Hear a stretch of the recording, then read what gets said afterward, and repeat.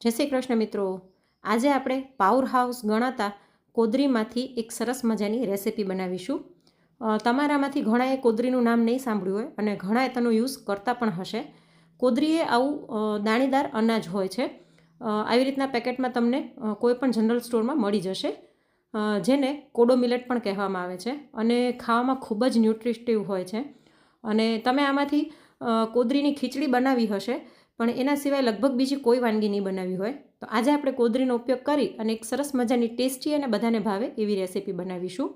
અહીં મેં નાની 1 વાટકી જેટલી અડદની દાળ લીધેલી છે અને આ જ વાટકીના માપથી 3 વાટકી અહીં મેં કોદરી લીધેલી છે। તો આપણે અડદની દાળ અને કોદરીને 3 થી 4 વખત પાણીથી ધોઈ લઈશું। અને એક વાત તમને જણાવી દઉં કે તમે કોદરીને ગમે એટલી વાર ધોશો ને, એનું પાણી આવું ડોરા જેવું જ નીકળશે। ભલે તમે 8 થી 10 વખત ધોશો તો પણ પાણી આવું જ નીકળશે, એટલે ચિંતા કરવાની જરૂર નથી। આપણે 2 થી 3 વખત ધોઈ અને પાણી કાઢી લઈશું। અને હવે આપણે આને મિક્સર જારમાં લઈ લઈએ। કોદરી છે તે પ્રોટીનથી ભરપૂર હોય છે અને ડાયાબિટીસના દર્દીઓ માટે તો તે વરદાનરૂપ છે। એ સિવાય પણ એ પાચનતંત્રને સુધારવામાં મદદરૂપ થાય છે અને કહેવાય છે કે જેનું પાચનતંત્ર સારું હોય તે નિરોગી રહે છે। તો અહીં મેં લગભગ અડધાથી 1 કપ જેટલું પાણી નાખીને આને ગ્રાઇન્ડ કરી લીધું છે। હવે આની અંદર આપણે અડધી વાટકી જેટલા પલાળેલા પૌવા નાખી દઈએ। પૌવાને મેં 10 મિનિટ પહેલાં ખાલી પાણીમાં ધોઈ અને પલાળી દીધા હતા અને ફરીવાર આને ગ્રાઇન્ડ કરી લઈશું। અને આ વખતે ગ્રાઇન્ડ કરવામાં આપણે 1 કપ જેટલું દહીં નાખવાનું છે। દહીં સાધારણ ખાટું હોય તેવું લેવાનું। તો મેં આને દહીં નાખીને આવી રીતના ગ્રાઇન્ડ કરી લીધું છે। દહીં નાખવાથી કોદરીમાં જે પ્રોટીન છે તેની વેલ્યુ વધી જાય છે, પણ તમારે જો દહીં ન નાખવું હોય તો સ્કીપ કરી શકો છો।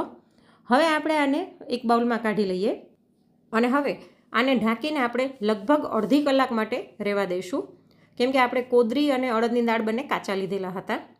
તો જો અડધી કલાક થઈ ગઈ છે। હવે આની અંદર આપણે સ્વાદ પ્રમાણે મીઠું નાખી દઈએ। તમે ઈચ્છો તો કોદરી અને અડદની દાળને 5 થી 6 કલાક પલાળી રાખી પછી આવી રીતના પીસી અને આખી રાત ફર્મેન્ટેશન માટે પણ રાખી શકો છો। તો આપણે ઇડલી અને ઢોસાનું જે ખીરું બનાવીએ એ રીતનું આનું ખીરું તૈયાર થઈ જશે અને પછી પણ તમે એનો ઉપયોગ કરી શકો છો। પણ ઘણાને આથાવાળું ખાવાથી એસિડિટી અને ગેસ થઈ જતો હોય છે, તો આવી રીતના આપણે આમાંથી ઇન્સ્ટન્ટ રેસીપી પણ બનાવી શકીએ છીએ। મીઠું નાખીને આને બરાબર મિક્સ કરી લીધું છે। હવે આની અંદર આપણે લગભગ 5 ચમચી જેટલો ખાવાનો સોડા નાખી દઈશું અને આને મિક્સ કરી લઈએ, કેમ કે આપણે ઇન્સ્ટન્ટ બનાવીએ છીએ એટલે સોડા નાખવો જરૂરી છે। તમે સોડાના બદલે ઈનોનો ઉપયોગ પણ કરી શકો છો, પણ ઈનો વાપરવો હોય તો તમારે થોડી થોડી બેચમાં લઈને ઈનો નાખવાનો। તો આપણું ખીરું એકદમ સરસ તૈયાર થઈ ગયું છે। આની કન્સિસ્ટન્સી આપણે આવી જ રહેવા દઈશું।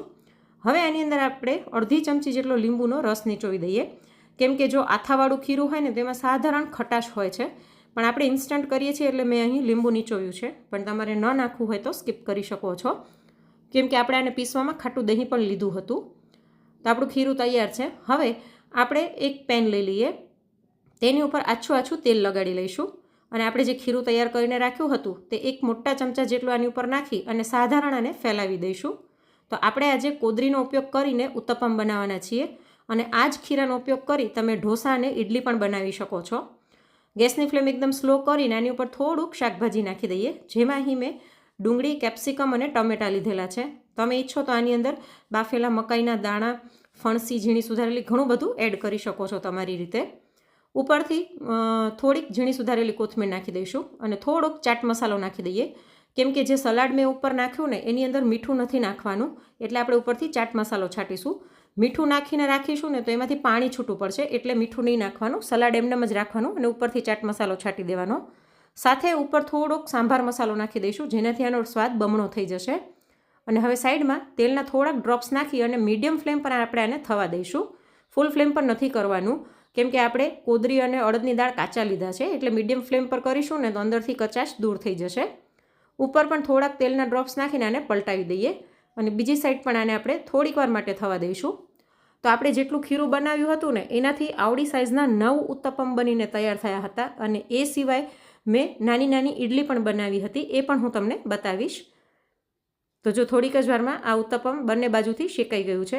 તમે ઈચ્છો તો આની ઉપર ચીઝ પણ ખમણી શકો છો, પણ આજે મેં હેલ્ધી રેસીપી બનાવી છે એટલે મેં ચીઝ નથી નાખ્યું। તો આ રેસીપી એવી છે કે તમે બાળકોને લંચ બોક્સમાં પણ દઈ શકો છો। સાથે અહીં મેં નારિયેળની ચટણી અને સાંભાર સર્વ કર્યા છે અને નાની નાની જે ઇડલી બનાવી હતી તે પણ સર્વિંગમાં મૂકી દઈએ. મેં અહીં અપ્પે પેનમાં આવી રીતના નાની નાની ઇડલી બનાવી હતી. ઇડલી ટેસ્ટમાં થોડીક ફિક્કી હોય છે, કોદરીની છે એટલે મજા નથી આવતી એટલી બધી, પણ ઉત્તપમ ખૂબ જ ટેસ્ટી લાગે છે. પણ આને તમે ઇડલીને તમે જોઈ શકો છો કે કેટલી સરસ જાળીદાર અને એકદમ પોચી બની છે. તો કોદરીમાંથી બનતા આ ઉત્તપમ નાનાથી મોટા બધાને ભાવશે અને એકદમ સરસ હેલ્ધી અને ટેસ્ટી લાગે છે. ઇવન તમે જો વેઇટ લોસ કરવા ઈચ્છતા હોય તો આ ગમે એટલું પેટ ભરીને ખાઓ, તમારું વજન પણ નહીં વધે અને પેટ પણ ભરાઈ જશે. તો આવી રીતના મેં અપ્પે પેનમાં નાની નાની ઇડલી બનાવી હતી.